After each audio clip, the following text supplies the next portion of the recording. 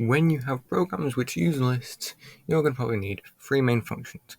First one being .append, used for changing a list by adding more, .remove, used for removing some instances of data from a list, and .insert, which will also add to the list but at a specific point that you tell it. For the sake of the demonstrations in this video, I'm going to be making a list named list_d, which will contain the numbers 1, 2, 3, 4, 5. These will be used to show all of the three previously stated functions with a decent amount of understandability. So we have our list, right? Let's say we want to remove the number 3. We will use list_d.remove3. Do note, though, that while .remove will seemingly remove every instance of it, it does not. With most lists, you don't have many repeated instances, but .remove will only remove the first instance rather than every instance in the list. Our list, right? First 5 numbers. Let's say we want to make it the first 6, so we're going to add 6. We will use .append for that because we're adding it right to the end.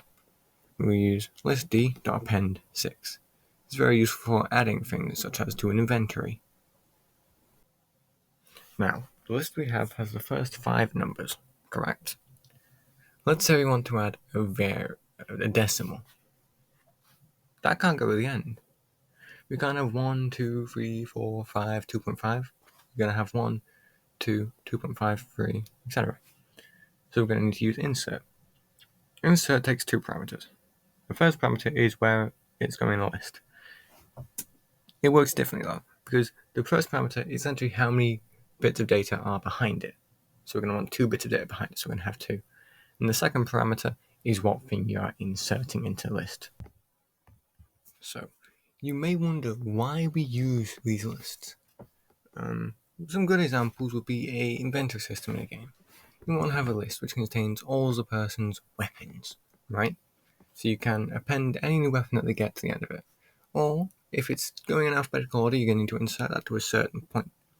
But you gotta think, if a person sells a weapon to a merchant or equips a weapon, you can't keep it in the same list.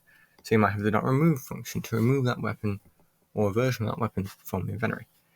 Other things like that will be used with lists, and they're very useful for storing many bits of data and printing many bits of data at a time.